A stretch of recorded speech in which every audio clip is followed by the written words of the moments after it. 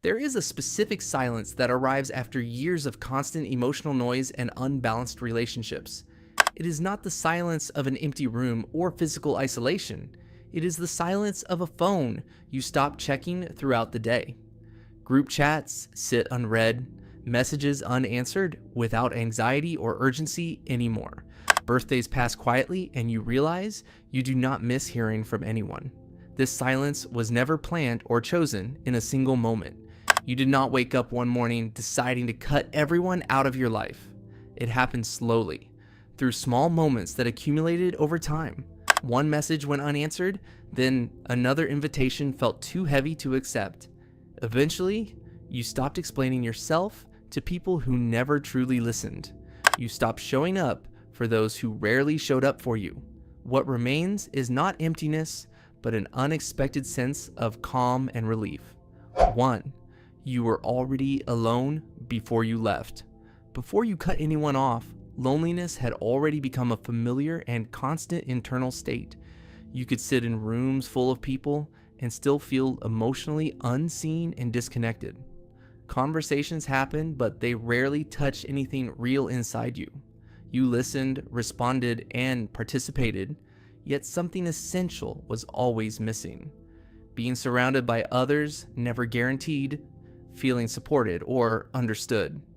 You often felt like an observer rather than a participant in your own relationships. When you finally chose distance, it did not create loneliness. It simply revealed the loneliness that had existed quietly for years. 2. Being busy turned into a boundary. At first, saying you were busy felt like a polite excuse to avoid uncomfortable conversations. Over time, busy stopped being a lie and became an honest emotional boundary. You realized you no longer needed to explain your absence to anyone. Apologizing for protecting your energy started to feel unnecessary and exhausting. You noticed how often explanations were ignored or misunderstood anyway. Silence became easier than repeating yourself to people who never listened. What looked like avoidance from the outside felt like self-respect on the inside. 3. You were always the one who showed up. For a long time, you were the person others relied on during moments of emotional difficulty. You remembered birthdays, checked in regularly, and made time even when it was inconvenient. When someone needed support, you showed up without hesitation or expectation of return. Your presence felt dependable, consistent, and emotionally available to others. Over time, this role became automatic rather than consciously chosen. You rarely questioned whether the effort was mutual or balanced. Giving felt natural even when it slowly drained you internally. 4.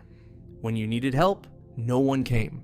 Eventually, you reached a moment when you needed the same support you always offered others. You experiencing your own crisis, exhaustion, or emotional breaking point that felt impossible to manage alone. You reached out, expecting someone to finally show up for you. Messages were read but unanswered, or responses came late and felt distant. Promises to call or check in quietly disappeared without explanation. You realized help was conditional, temporary, or unavailable when you needed it most. That moment revealed how alone you had always been beneath constant connection. 5. Relationships became a cost-benefit analysis. After repeated disappointment, you began evaluating relationships based on emotional cost and actual return. You started asking how much energy each interaction required compared to what you received back. The imbalance became impossible to ignore once you stopped justifying it. You noticed how often you poured from an empty cup into cups that were never empty. Giving no longer felt generous, it felt depleting and unsustainable. The math stopped making sense, so you stopped offering unlimited access. 6. People noticed you, leaving not why you left. When you became less available, people noticed the absence almost immediately. Texts slowed, invitations declined, and your presence gradually faded from their routines. What they noticed was the change in your behavior, not the reason behind it. You were labeled distant, cold, or different without curiosity or concern. They wanted the old version of you back, the one who always said yes. No one asked what it cost you to keep being that person. Your withdrawal felt offensive to them because it disrupted what they received from you. 7. Your nervous system learned the pattern. Long before your conscious mind understood, your nervous system recognized a repeating relational pattern. Each time you trusted deeply, the ending felt painfully familiar and emotionally predictable. People were present when things were easy and disappeared when things became heavy. Your body learned to anticipate abandonment before it happened. Connection began to feel unsafe rather than comforting or supportive. Trust started to feel expensive, risky, and rarely worth the emotional cost.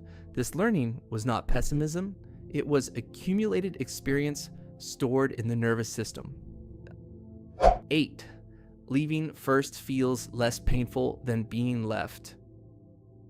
After enough endings, you learned that abandonment hurts less when you initiate it yourself. Leaving first gives a sense of control when outcomes have repeatedly felt unpredictable. You decide the timing instead of waiting for disappointment to arrive unexpectedly. This choice feels protective rather than dramatic or reactive. People may call it self-sabotage, but it feels like self-preservation. You are not trying to punish anyone. You are trying to avoid another familiar wound. Control becomes the only variable you can reliably manage in relationships. 9. Cutting people off is quiet, not dramatic. Cutting people off rarely involves arguments, confrontations, or emotional speeches explaining everything clearly. There is no final message that summarizes years of disappointment and unmet needs. Instead, it happens through silence that slowly stretches longer each time. Texts go unanswered for days, then weeks, then eventually not at all. Invitations are declined politely until they stop coming altogether. Your absence becomes normal before anyone realizes you are truly gone. This quiet exit feels safer than reopening conversations that never led to change. 10. Indifference replaces anger. After leaving, anger does not linger the way others might expect it to. Hate requires emotional energy, and that energy has already been spent elsewhere. What replaces anger is a quiet indifference that feels unfamiliar but relieving. You no longer replay conversations or imagine explanations you will never give. You stop wondering whether they understand your absence or misinterpret your silence. Their opinions lose importance because you are no longer seeking validation from them. Indifference is not cruelty. It is the sign of emotional exhaustion finally ending. 11. This pattern started in childhood. This pattern did not suddenly appear in adulthood without earlier emotional conditioning. Somewhere in childhood, you learned that people were unreliable during moments of vulnerability. Care may have been inconsistent, conditional, or emotionally unavailable when you needed it most. You learned early that asking for help often led to disappointment or dismissal. Depending on others began to feel unsafe before you could fully understand why. Your nervous system adapted by learning self-reliance as a form of protection. But 12. Independence was survival, not choice. Independence was not something you proudly chose. It slowly formed as a necessary survival response. You learned to handle problems alone because waiting for help often led to nothing. Needing others felt risky, uncertain, and emotionally costly over time. Self-reliance became safer than hoping someone would show up consistently. You stopped expecting support, so disappointment would hurt less.